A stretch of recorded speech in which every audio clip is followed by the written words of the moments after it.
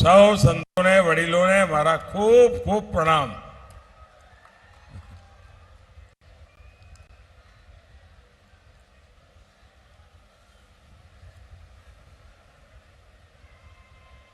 ગયા 2 દિવસથી ગુજરાતની જનતા જનાર્દનના દર્શન કરવાનું મને સૌભાગ્ય મળ્યું છે।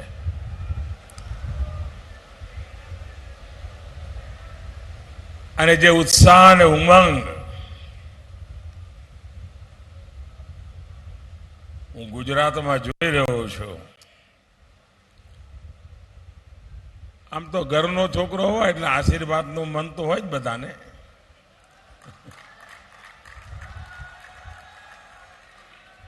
પણ જે ઉત્સાહ અને ઉમંગ જોઈ રહ્યો છું, આ પ્રેમ, આ આશીર્વાદ એ ખૂબ મોટી મારી મૂડી છે બાપા।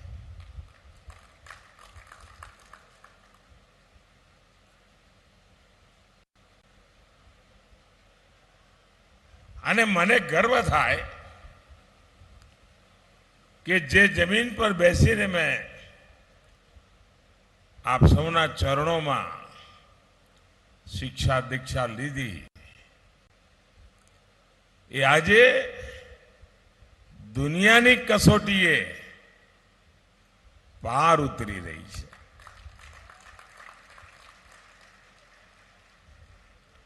આપ સૌએ વડીલોએ મને આપેલી શિક્ષા, મને આપેલી દીક્ષા, મને આપેલા સંસ્કાર, આજે હું એને સલામ કરું છું કે તમારા એ સંસ્કારને કારણે આજે દુનિયામાં ભારતનો ડંકો વાગી રહ્યો છે।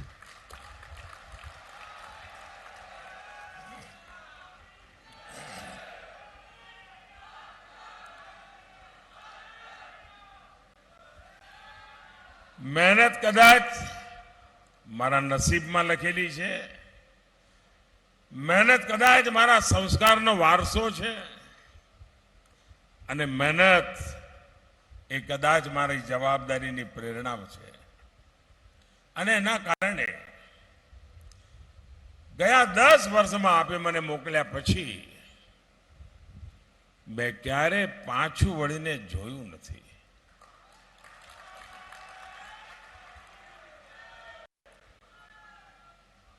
અને હૃદયમાં એક જ ભાવ, બસ મારું ભારત।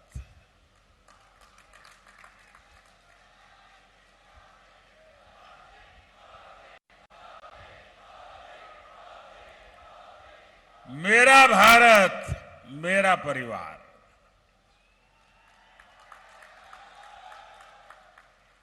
એ જ ભાવ સાથે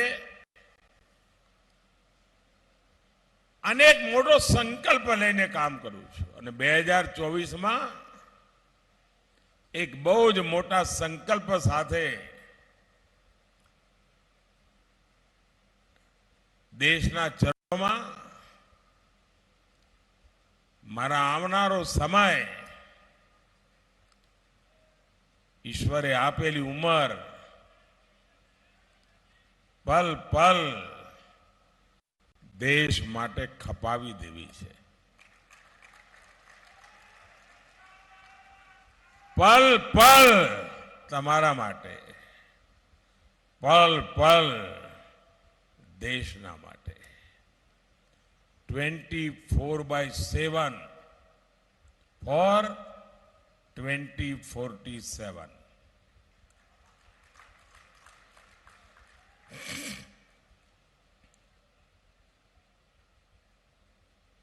અને સપનું છે વિકસિત ભારતનું। 2047માં દેશ આઝાદીના 100 વર્ષ મનાવે ત્યારે વિશ્વ આખું એક અવાજે કહે કે ભારત દુનિયાનું વિકસિત રાષ્ટ્ર બની ગયું છે। અને ભારત વિકસિત ત્યારે જ બને કે 5 વર્ષ પહેલા મારું ગુજરાત વિકસિત બને.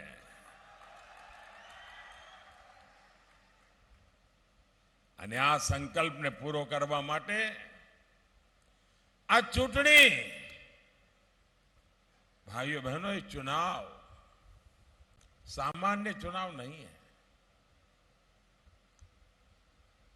देश के लिए तो महत्वपूर्ण है ही है. भारत में स्थिर और मजबूत सरकार दुनिया के लिए भी महत्वपूर्ण है. और मेरे लिए व्यक्तिगत रूप से ये चुनाव एम्बिशन के लिए नहीं है. वो एम्बिशन तो 2014 में देश की जनता ने पूरा कर दिया. 2024 का ये चुनाव मोदी के एम्बिशन के लिए नहीं, मोदी के मिशन के लिए है. और मेरा मिशन है देश के उज्जवल भविष्य का. मेरा मिशन है देश को आगे ले जाने का. लेकिन कांग्रेस का एजेंडा क्या है?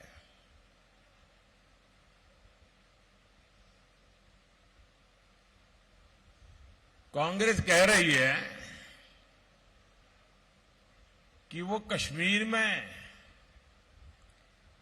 जो मैंने आर्टिकल 370 खत्म कर दिया, वो कहते हैं कि 370 हम फिर से लागू करेंगे.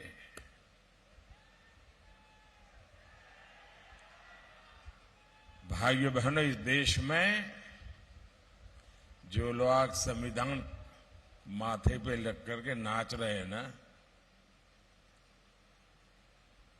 उनकी सर्वसत्ता थी. पंचायत से पार्लियामेंट तक उनका राज था. कश्मीर में भी उनकी सरकारें थी.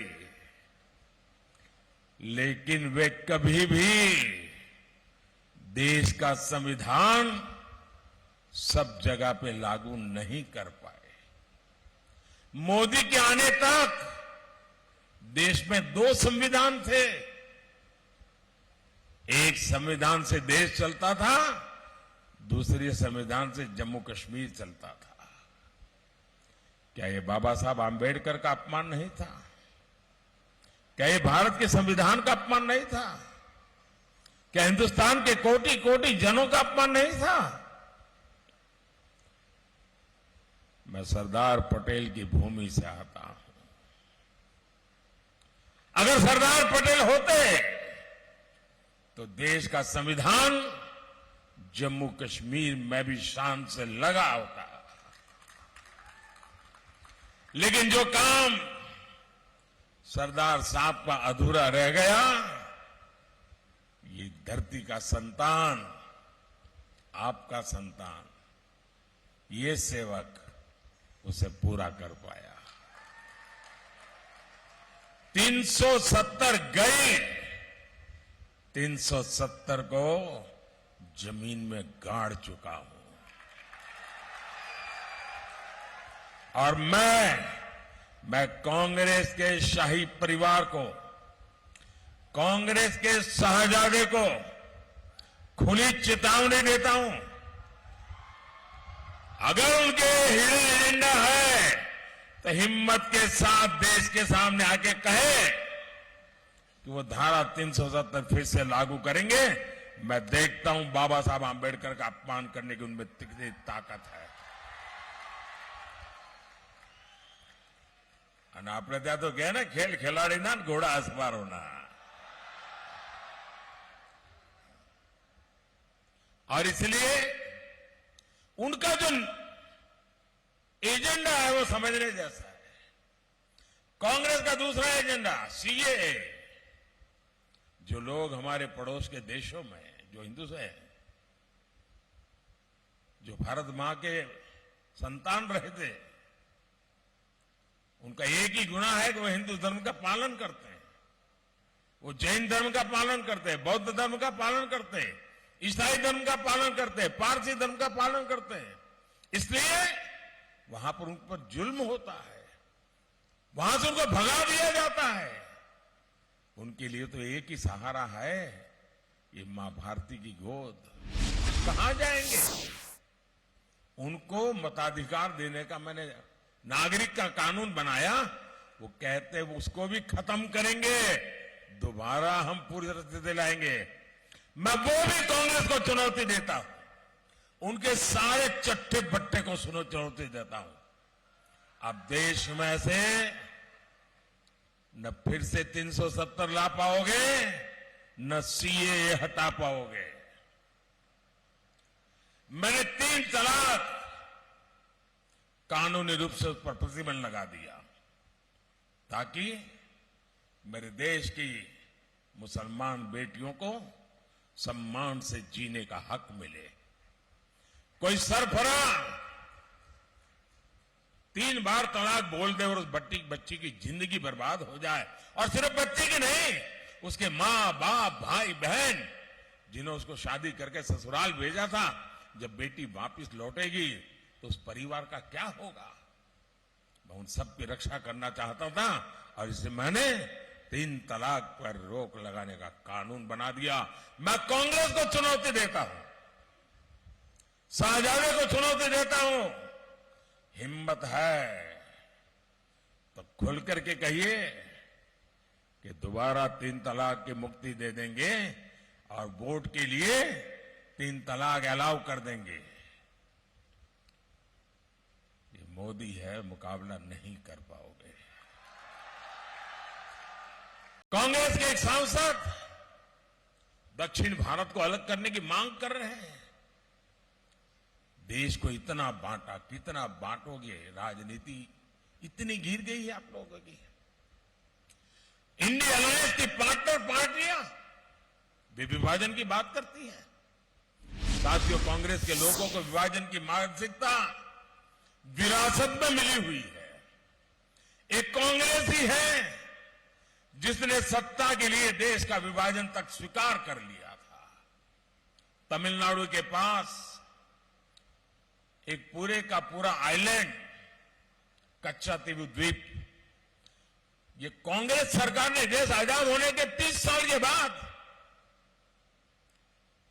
पड़ोसी को दे दिया। ऐसे ही अपनी पर्सनल प्रॉपर्टी हो, ऐसे ही दे दिया, लो ले जाओ, मौज करो। और ये सच्चाई अभी अभी सामने आई है कि कांग्रेस के नेताओं ने बयान दिया था कि उस द्वीप पर, उस टापू पर कुछ नहीं है, कोई रहता नहीं है, क्या जरूरत है, ले जाने दो। आप कल्पना कर सकते हैं ऐसी सोच वाले जो लोग हो, मैं तो सोच करके कभी कभी कांप जाता हूं, अगर सरदार वल्लभ भाई पटेल न होते तो उन्हें गुजरात के गौरव की चिंता वो लोग न करते और मेरा जूनागढ़ भी पाकिस्तान के पास चला गया होता। ये मेरे गिर के शेर दुनिया के सामने गर्जना करते हैं, वो हमारे पास नहीं होते। दोस्तों, साथियों, ये सरदार पटेल है जिनका इतना बड़ा योगदान कि आज मैं आपके बीच बैठ करके हम लोग भारत का भाग्य लिखने के लिए बात कर सकते हैं। दोस्तों, साथियों, कांग्रेस पार्टी जैसी खतरनाक मानसिकता, गुजरात को लेकर कांग्रेस के मन में जो खीज और नफरत है, कांग्रेस अगर सत्ता में आई तो ये गुजरात के लिए, देश के लिए खतरनाक हालात पैदा कर सकती है। ये तो कह देंगे कि कच्छ में, रेगिस्तान में क्या जरूरत है यार, वहां तो कोई रहता नहीं है, ना घास फूस है, कुछ नहीं है, दे दो। उनको देर नहीं लगे, उनको कोई परवाही नहीं है, उसका भी सौदा कर सकती है। यहां